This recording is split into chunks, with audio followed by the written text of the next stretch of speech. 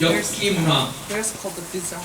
좋은 말로는 뭔가 참신하고 새롭다는 뜻이고, Way that it says. 나쁜 말로는 좀 이상하고 괴상한 것을 가리키는 의미입니다. This is kind of 특히 요즘 젊은 세대들은 이 엽기라는 말을 통해서 기성 세대가 생각하고 있는 정상적인 것을 약간 뒤틀고 기존적인 것에 시비를 걸고 뭔가 새로운 발상의 전환을 가져오는 그런 모습을 보여주고 있습니다. 이런 엽기적인 문화는 어떻게 보면은 기존의 아름다운 것을 보는 가치 기준의 변화를 의미하고 있습니다. 그러니까 아름다운 것으로 보는 눈의 변화가 있다는 거예요. 기성세대들이 아름답다고 보는 것을 더 이상 아름답다고 보지 않고, 기성세대들이 아름답다고 보지 않는 것을 오히려 아름답다고 보는 것입니다. 그러니까 예컨대 젊은이들이 청바지를 입고 다니는데 괜히 멀쩡한 청바지에다가 구멍을 내고 찢어가지고 다니면서 그것을 멋있다고 합니다. 또 머리를 모양을 하고 다니는데 뭐 닦기도 하고 볶기도 하고 산발을 해가지고 거기다가 빨강 파랑 노란 물감을 들이고 다니면서도 그것을 멋이라고 얘기합니다. 그러니까 이 시대는 그야말로 아름다운 것을 보는 그 가치 기준이 변화되고 있는 시대임에는 틀림이 없습니다. 독일의 철학자 칸트는 엉뚱한 그렇지만 참으로 의미심장한 질문을 던졌습니다. 꽃이 아름답기 때문에 꽃이 아름다운 것인가? 아니면은 꽃을 보는 사람들의 마음이 그것을 아름답다고 생각하기 때문에 아름다운 것인가? 여러분, 이것은 꽃이 아름답다는 것에 대한 주관적이냐 아니면 객관적이냐 하는 그런 질문이 될 것입니다. 물론 꽃은 객관적으로 아름답습니다. 하지만 그 꽃을 아름답게 보아주는 마음이 있을 때, 주관적인 아름다움을 판단하는 마음이 있을 때 그것을 아름답다고 할 수가 있는 것입니다. 예를 들면은 어떤 사람은 꽃을 보고 참 아름답다고 하지만은 또 어떤 사람들은 별로 감흥이 없습니다. 어떤 사람은 꽃을 보며 그 아름다움에 감탄해서 시를 짓고 노래를 부르지만 어떤 사람들은 꽃을 보고 그저 무덤덤합니다. 여러분, 그렇습니다. 문제는 사물을 보는 우리의 마음의 눈에 있습니다. 이 눈이 병들고 멀게 되면은 아름다운 것을 아름다운 것으로 보지 못하고 아름답지 못한 것을 오히려 아름다운 것으로 볼 수가 있다는 거예요. 반대로 이 눈이 건강하면은 아름다운 것을 온전히 아름다운 것으로 보아주고 아름답지 못한 것을 아름답지 못한 것으로 보고 그렇게 말하게 됩니다. 성경을 보면은 이 마음의 눈이 얼마나 중요한지를 강조해주고 있습니다. 특히 이 눈이 잘못될 때 죄 가운데 빠지고 심판에 이를 수가 있다는 거예요. 창세기 6장을 보면 노아 홍수의 심판이 나옵니다. 그런데 특별히 그 노아 홍수 심판은 인류 최초의 심판이었는데 거기 보면은 왜 홍수 심판이 생겨나게 되었는지 그 이유를 설명하고 있습니다. 6장 1절 2절에 보면은 하나님의 아들들이 사람의 딸들의 아름다움을 보고 자기들의 좋아하는 모든 자로 아내를 삼는지라.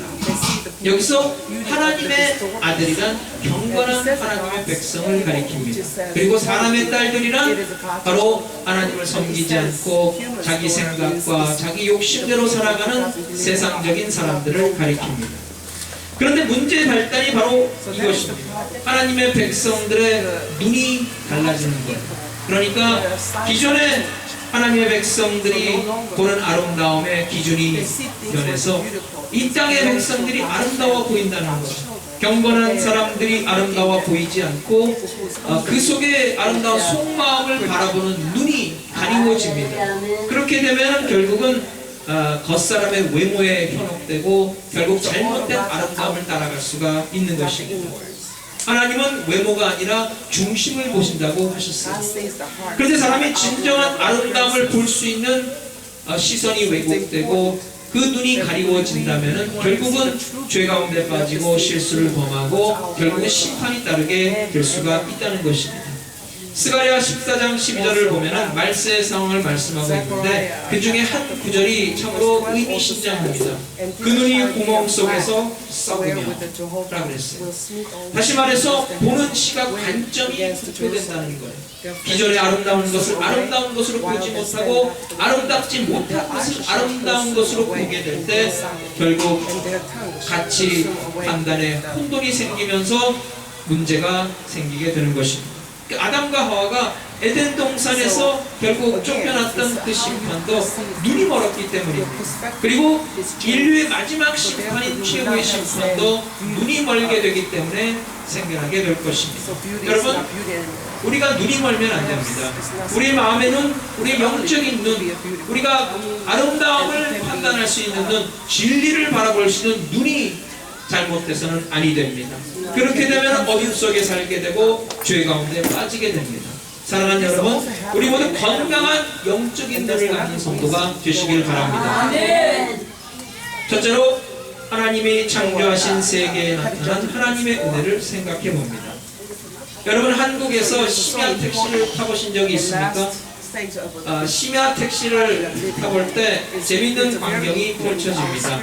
되게 심야 택시는 그 밤에 바쁜 시간에 참 운전 기사들이 행선지가 또 맞아야 되고 또 기왕이면은 좀 빨리빨리 움직여야 되기 때문에 특별히 같은 행선지에 웃돈을 얹어주는 손님을 되게 선호합니다. 그래서 운전기사가 다닐 때 누가 더 많은 웃돈을 얹어주나, 또 같은 행선지인가 빨리 갈 수 있나를 따진다는 거예요. 그러니까 손님들이 흔히들 택시를 잡을 때 심야에는 따블을 외칩니다. 따블. 따블이 뭡니까? 그러니까 원래 요금의 2배를 준다는 거예요. 네? 그래, 같은 행선지에 원래 요금의 2배를 준다니 운전기사로서는 좋을 수밖에 없습니다. 어떤 택시기사가 있었어요. 그날도 좀 좋은 손님을 태웠으면 좋겠다고 운전하며 가는데 그 길가에 있던 어떤 손님이 따블을 외칩니다. 야, 오늘 쓰지 맞았다. 오늘 2배로 보나보다 하고 차를 그 손님을 향해 몰아가는데 그 따블을 외친 사람 그 옆에서 다른 손님이 따따블 그러는 거예요. 따따블이면 얼마입니까? 따블에 따블이니까 4배가 됩니다. 그러니까 이 운전기사가 야, 오늘 완전히 대목 보는구나 하고 따블을 외친 손님을 지나쳐서 그 옆에 있는 따따블을 외친 손님을 태웠어요. 그 손님을 데리고 이제 행선지로 가서 한참 후에 도착해서 요금을 받는데 이 손님이 기존 요금에 따블만 주는 거예요.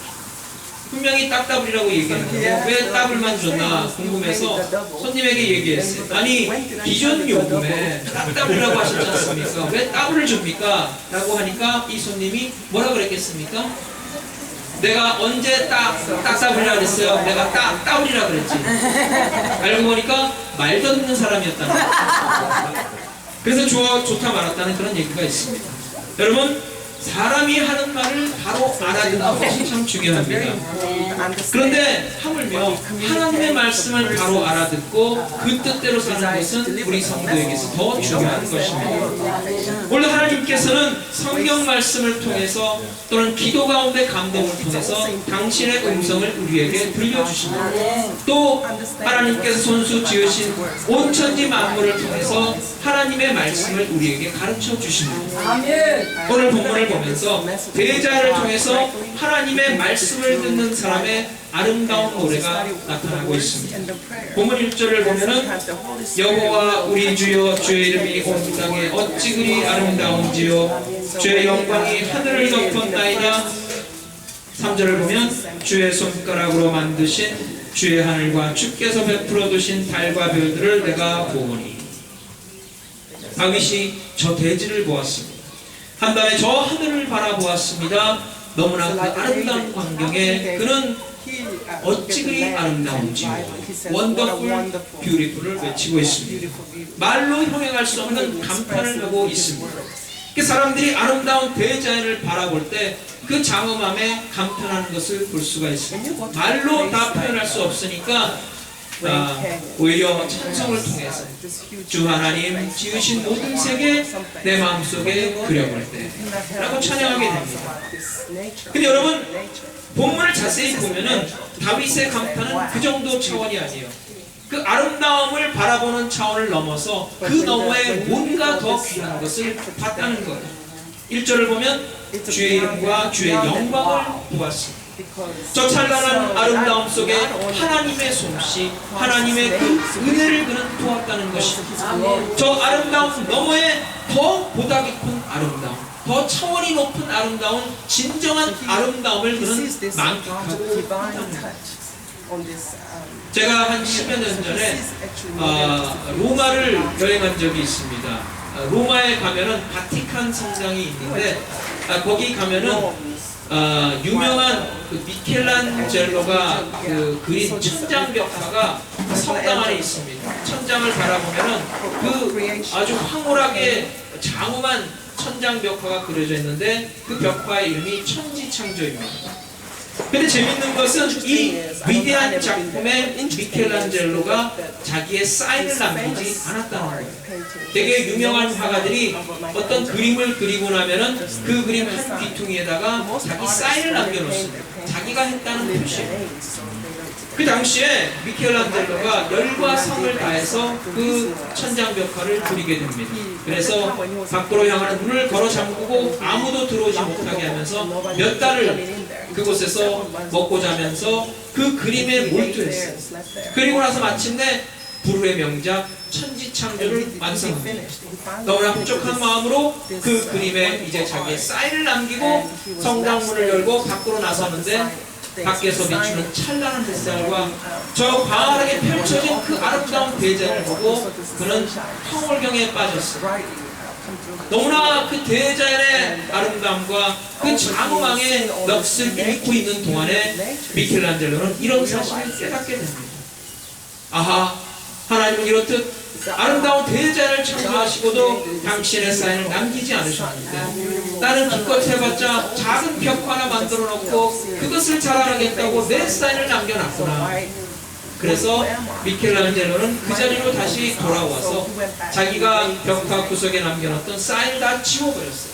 그리고 나서 그런 일생 동안 그 어떤 그림을 그려도 자기의 사인을 절대 남겨놓지 않았다는 것입니다. 여러분, 그런데 저는 오늘 본문을 묵상하면서 다른 생각을 해보았습니다. 미켈란젤로와 달리 다윗은 온 세상 천지만물에 남겨진 하나님의 흔적을 보았다는 것입니다. 다윗이 찬양했어요. 주의 이름이 온 땅에 어찌 그리 아름다운지. 주의 이름이 온 땅에 남겨져 있다는 것입니다. 온 천하 대지 만물을 볼 때 하나님이 구석구석 하나님의 그 장엄한 솜씨와 그 손결과 그 은혜를 남겨놓았다는 것입니다. 여러분, 그렇습니다. 대부분의 사람들은 온 천지 만물을 보면서 그 아름다움에 감탄합니다. 하지만 정작 그것에 남겨놓으신 하나님의 그 놀라운 솜씨와 그 능력의 이름을 보지 못합니다. 하나님의 영광을 그것에서 느끼지 못합니다. 왜 그렇습니까? 눈이 멀었기 때문입니다. 영적인 눈이 감겨져 있기 때문입니다.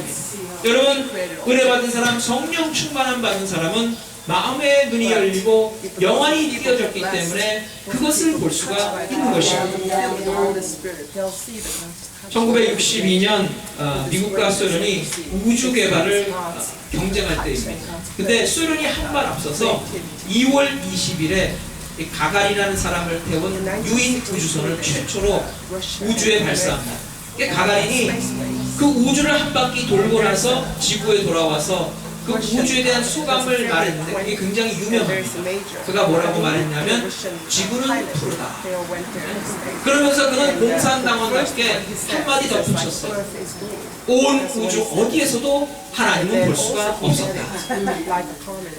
그런데 5개월 후에 7월 10일에 미국에서도 이에 뒤질세라 글렌 중령이라는 사람이 탄 유인 우주선을 우주에 발사합니다. 그런데 글렌 중령이 우주여행을 마치고 돌아와서 이 가가린이라는 사람이 한 말과는 대조적으로 이렇게 말했어요. 나는 온 우주에 가득 찬 하나님의 영광을 보았다. 아멘. 아멘. 여러분, 그렇습니다. 같은 우주를 봤습니다. 근데 왜 이렇게 다릅니까? 그 이유는 간단합니다. 한 사람은 영적인 눈이 멀었고 한 사람은 영적인 눈이 활짝 띄어졌기 때문입니다. 아멘. 한 사람은 하나님의 은혜를 전혀 모르는 사람이고 한 사람은 하나님의 은혜를 깊이 체험한 사람이기 때문에 아멘. 그렇습니다. One perhaps experienced 여러분, 우리가 영적인 눈이 띄어져야 합니다. 아멘. 그래서 우리가 온 세상 천지 만물에 남겨놓으신 하나님의 솜씨를 보고 기뻐하며 감사할 줄 알고 그 하나님의 영광을 체험하는 성도가 되시길 바랍니다. 아멘. 여러분, 은혜를 받아보세요.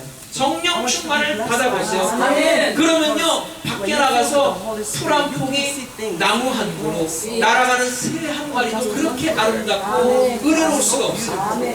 그렇기 때문에 바울은 범사에 감사하고 항상 기뻐할 수 있었어요. 아멘. 반면에 은혜가 다 떨어지고 세상 걱정 염려에 찌드는 사람은요, 아름다운 것을 보고도 기뻐할 줄 모르고 짜증만 냈어요. 그렇게 되면 결국은 범사에 짜증내고 항상 불평하게 됩니다.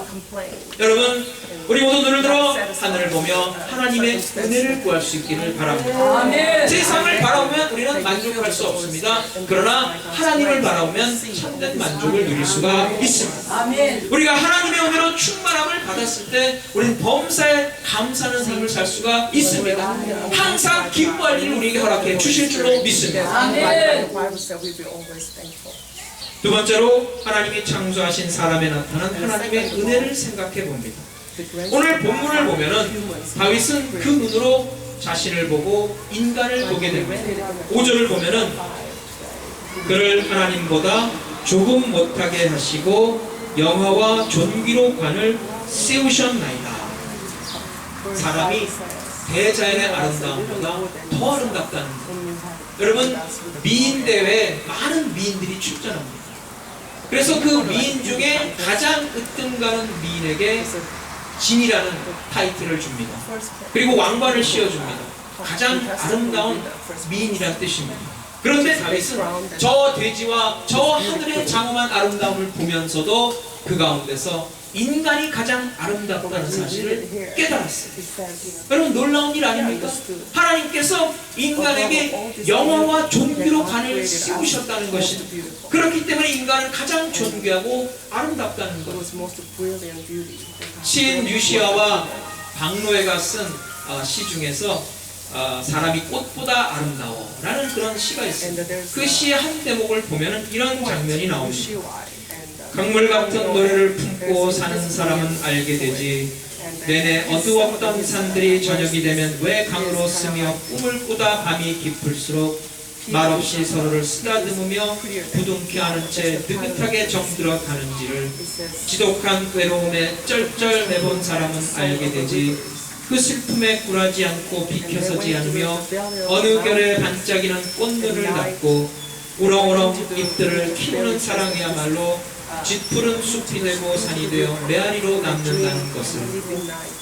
누가 뭐래도 사람이 꽃보다 아름다워 이 모든 외로움 이겨낸 바로 그 사람. 누가 뭐래도 그대는 꽃보다 아름다워 노래의 온기를 품고 사는 바로 그대, 바로 당신, 바로 우리.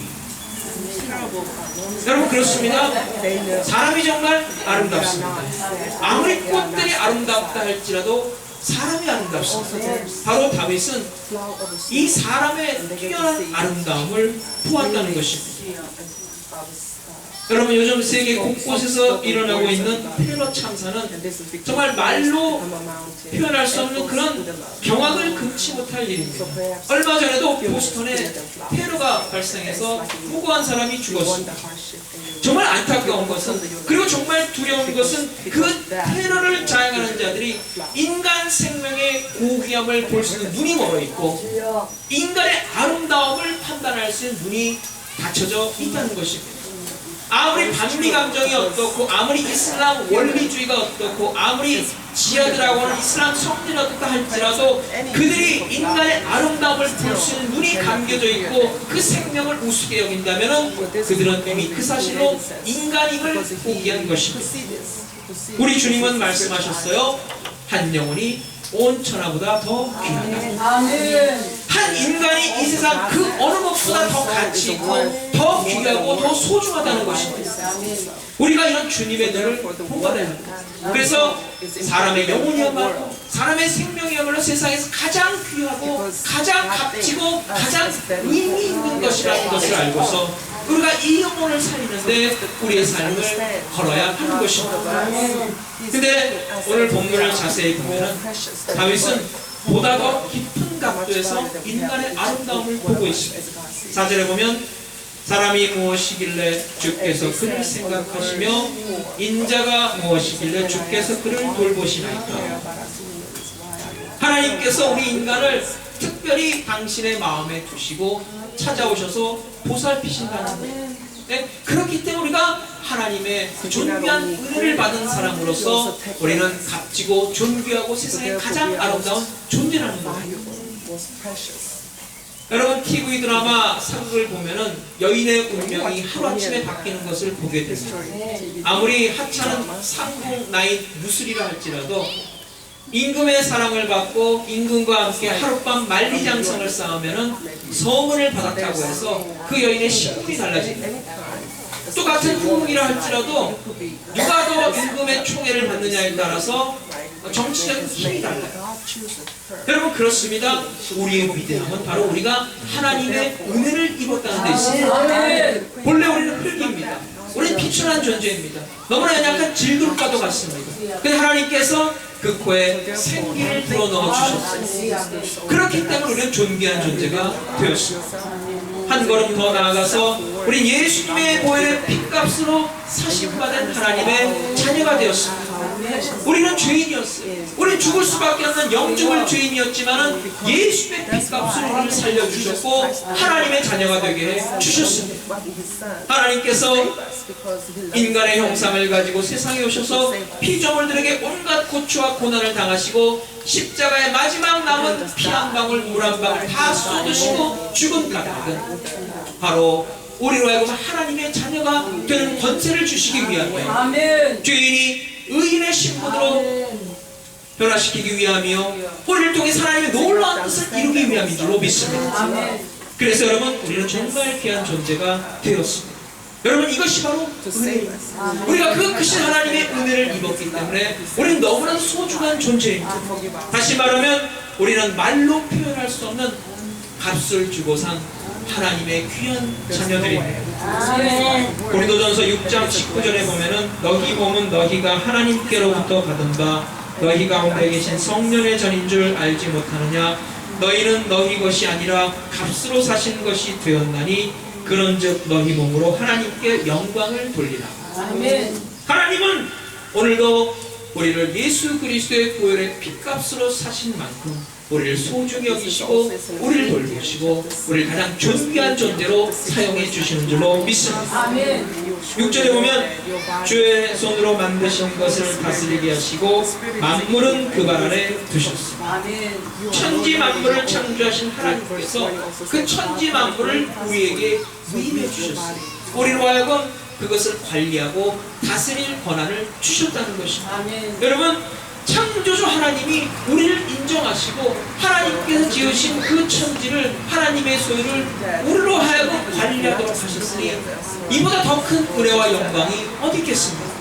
그렇기 때문에 우리는 우리 자신을 함부로 생각하지 말아야 하고 귀한 존재로 여기고 우리가 그 귀한 신분에 합당한 삶을 살아야 하는 줄로 믿습니다. 사랑하는 여러분 이제 우리는 이 세상을 보는 눈이 달라져야 합니다. 그리고 우리 자신 또 인간을 보는 눈이 달라져야 합니다. 감사하며 찬양하며 노래해야 합니다. 여호와 우리 주여 주의 이름이 온 땅에 어찌 그리 아름다운지. 마지막으로 이 말씀 속에 우리는 한 가지를 또 명심해야 합니다. 이 말씀을 통해서 우리가 명심해야 할 것은 바로 저와 여러분은 그리고 예수 그리스도를 주라 고백하는 우리 모든 그리스도인들은 이 세상의 땅과 하늘만 바라보고 사는 존재가 아니라는 것입니다. 주님께서 예수 그리스도를 주라 고백하는 모든 성도들에게 약속하신 것이 있습니다. 바로 새하늘과 새 땅입니다. 계시록 21장 1절 또 내가 새하늘과 새 땅을 보니 처음 하늘과 처음 땅이 없어졌고 바다도 다시 And 있지 it says 않다. on Revelation. 따라서 예수 믿는 성도는 이 세상의 하늘과 땅만 바라보고 살면 안 됩니다. The first and the 믿는 자들에게 하나님께서 예비해 주시고 우리를 위해 계획해 주시고 장차 우리에게 허락해 주실 새하늘과 새 땅을 고대하며 살아야 합니다. 아멘. 여러분, 자연에는 봄이 있고 여름이 the 있고 nature, 가을이 there's a 있고 season, there's 겨울이 a 있습니다. spring, there's a summer, there's 하와이 있을 때는 이게 봄인지 여름인지 가을인지 겨울인지 보통 구분이 안 됐는데 이 육지에 오니까 내륙에 오니까 봄, 여름, 가을, 겨울이 구분이 되니까 얼마나 좋은지 몰라요. 여러분, 우리 자신이 말합니다. 지금 내 인생은 아직도 한창 봄을 달리고 있다라고 우길 수도 있습니다. 아닙니다. 나는 내 인생이 여름을 지나고 있습니다. 내 인생이 가을을 지나고 있습니다. 하지만 겨울일 수도 있습니다. 그건 그 누구도 모릅니다. 시간은 오직 하나님의 축복이기 때문에.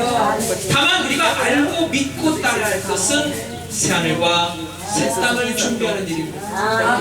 예수 그리스도를 주로 하시라고 믿는 자들에게 하나님께서 예비하신 새하늘과 새 땅을 믿음으로 바라보면서 이 땅 가운데서도 하나님의 영광을 나타내며 사는 성도가 되시길 바랍니다. 아멘. 사랑하는 여러분, 우리를 천사보다 조금 못하게 하시고 영화와 존귀로 관을 씌워주신 그 하나님의 은혜를 찬양할 수 있길 바랍니다. 아멘. 예수 그리스도의 보혈의 피값으로 우리를 살려주시고 하나님의 존귀한 자녀로 삼으신 그 하나님의 은혜를 감사할 수 있기를 바랍니다. 아멘. 하나님을 향한 찬양의 곳에 기쁨과 감사가 넘칩니다. 우리 모두 그 하나님의 은혜를 찬양하고 우리 일생 다가도록 그 하나님의 나라를 바라보며 주의 사명 감당하며 기쁨과 평강 가운데 주님과 동행하시기를 주의 이름으로 축원합니다. 아멘. 기도하시겠습니다.